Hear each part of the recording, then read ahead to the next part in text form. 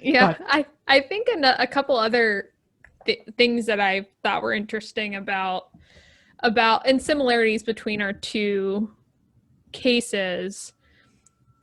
I think again, the main thing that I'm seeing too is a level of going down the food rabbit hole, and I need to just figure out what food I need to take out.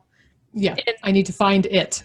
in the mindset, that mindset's so common and so destructive because it isn't a food Oh yeah. problem. It's so much deeper than that. That's just the tip of the iceberg. If you're having a food reaction, you have to dig deeper. And then the other interesting aspect of your case is very similar, and I think similar to a lot of people, is the stress angle, which again was totally there for me as well. Culturally, we are almost numb to stress. Like we Oh we yeah. we value it. I almost think the stress angle's there in almost every single case in some form or another. Oh, I think it's important to acknowledge that neither of us are perfect.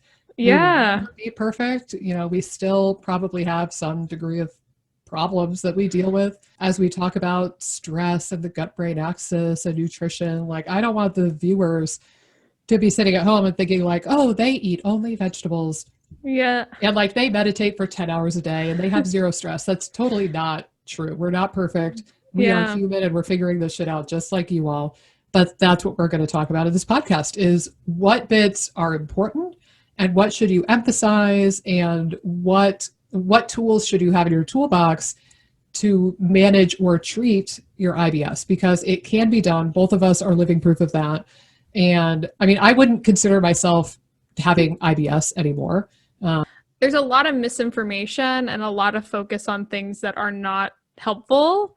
So the more that we can help shed light on the things that actually matter, and that if you put the time and energy in and consistently do so, you're going to see results. That's what I want to focus in on, is again getting through a lot of the bullshit to the actual stuff that matters. Similar to what you're saying, there's just Yeah. so much confusion, so much noise. We're definitely not advocating that we are going to be standing over you telling you that what to do because we're perfect. That's not the case at all. We're Yeah, or even because we have credentials. Like, Yeah. just because we have degrees and licenses, it's like, you know, we're two humans with opinions, and we could base that off of a lot of clinical experience and like do a little bit of trial and error and just figure out what works for you, because there's a lot about the human body that we just don't know, Yeah. and that's Yeah. okay.